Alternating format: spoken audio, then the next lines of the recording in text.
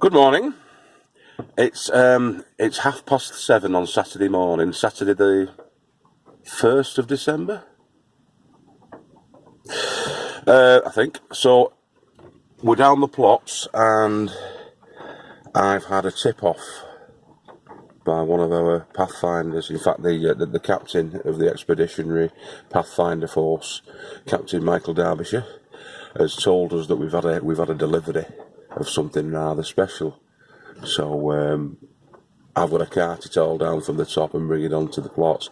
But we'll have a look, because every time we have a drop off of wood chips for doing your paths with and whatnot, the tree surgeon drops them off up at the top in a sort of a brick corral that we've got built for the purpose. But it's usually on a Monday, and by the time I get down on a weekend at this time of year, there's naught left. So fingers crossed, we'll have a look. Yippee! It's usually empty this by the time I get here. I just filled that barrow up now. I'm going to be taking about 10, I think, barrows full of that for my paths. And I might even do a sort of mini hugel culture start up in the big long raised bed that I've done. But we'll see how we get on. But there it is. And it's going over there, it's going down there, see you in a bit.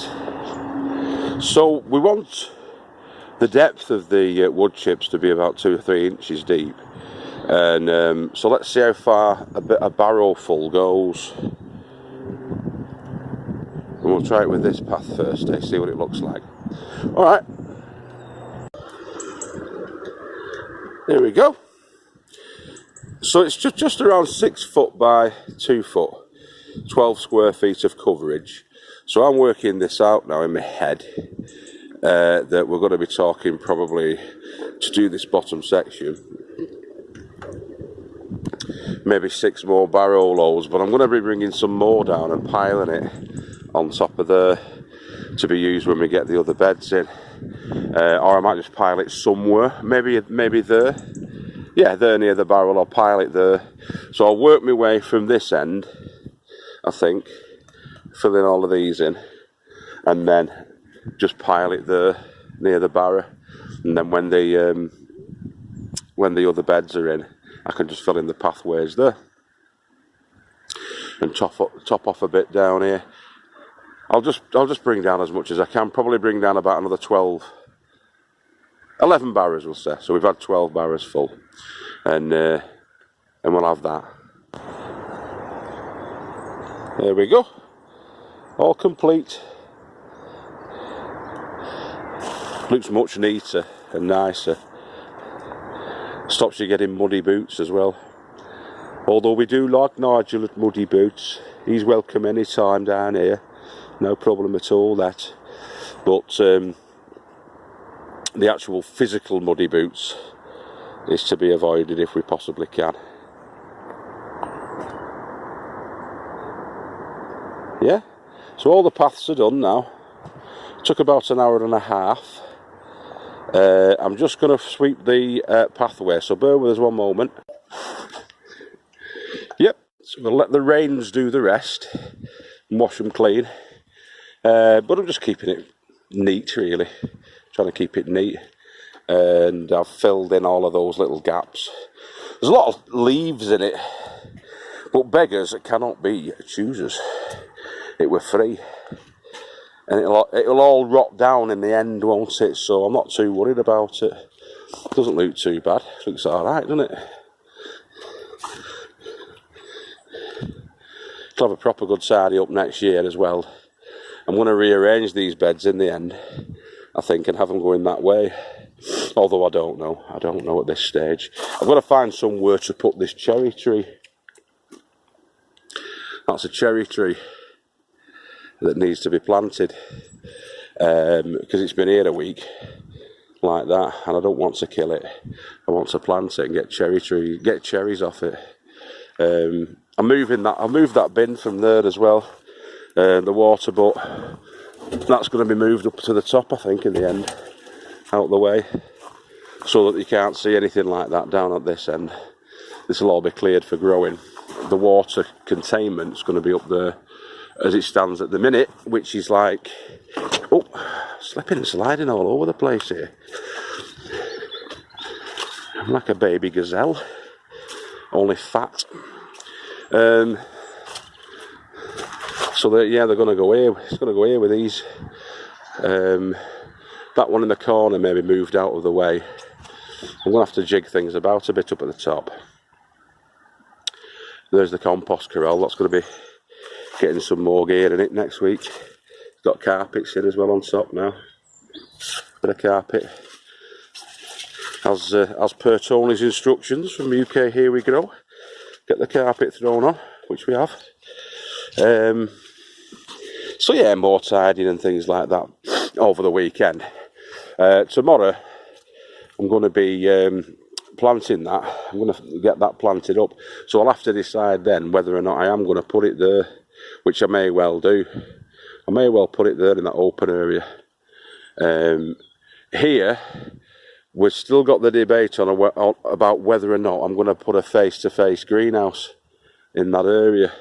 Because I've got that one. There's another greenhouse that we were planning on putting on the yin-yang side there. But I don't know whether we will do or not, because that's a big open space there where a greenhouse could sit. But we're thinking spuds and whatnot. Because this year, although we had a load of tomatoes and chilies and all the rest of it, we didn't really eat tons of them. And they went to waste, whereas potatoes will always be welcome at the Maffinda household. So yeah, I don't know. This is this big one is going to be for spuds. I'm thinking about stuff like, I don't know, even kohlrabi and, you know, having a few different things. Salis fire, whatever it's called, that kind of thing. The world's your oyster, innit? When you've got a deep bed like that. But definitely parsnips, that's a certainty. And spuds. It might just be a dedicated potato bed, that you never know how my wacky mind works, but it'll certainly have something planted in it. So yeah, that's it for today. Doing the paths. Looks better, looks a lot nicer. Oh, crap cameraman me, rubbish.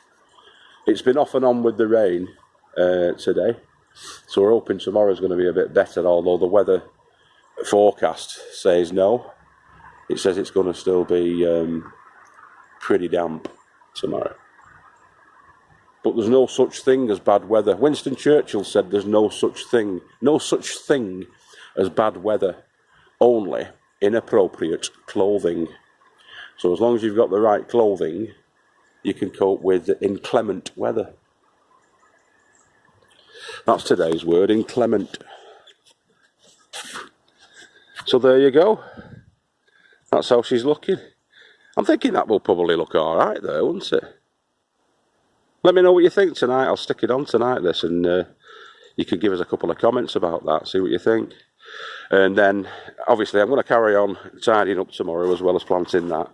And, yeah, jobs are good. Might cover a couple of these beds that we're not using. Like that one, and that one, and that one, and that one. Cover them all up like that. Ready for next year. That kale's recovered nicely, hasn't it? Just a little bit of brown there, though. Only on the one, though. These are really, like, rubbery. And squeaky. And they look nice and tasty, those, don't they? So we might be having some of that.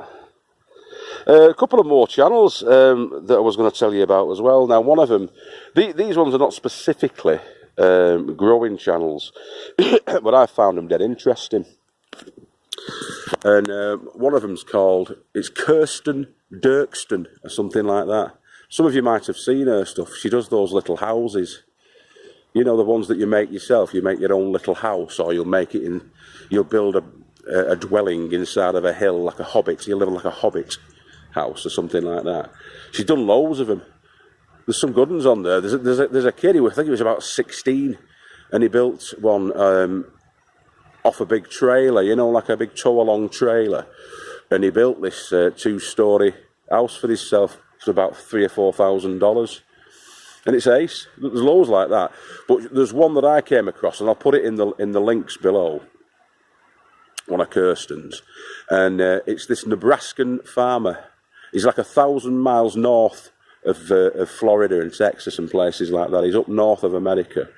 And he's growing citrus fruits in these wacky sort of a greenhouse that he's created. It's really, really good. Well worth a watch. I'll put that in the one below. And there's another lad called Fandabby Dozy I've been watching. Fandabby, and then separately Dozy. I'll put that in the one below. Go and check him out because he's really good. He's like, he dresses up as a Highlander, you know, from back in the day. Like a Scottish Highlander. And he's going around and he's living off the land, and he shows you how they used to live and the tools they used to use and the way they used to dress and equip themselves for the wilderness and survive in the wilderness. But it's good. He's like dead entertaining, that lad. A really interesting lad. So yeah, there's a couple more I'm going to stick down below. Yeah. All right. Have a wonderful rest of the weekend. We'll probably see you tomorrow as well. And like I say, I'll be doing a few bits and pieces of pottering that you can have a look at tomorrow on the vlog. And yeah, hope you like our pathways. Okie doke. Take care, everybody. See you later. Bye bye.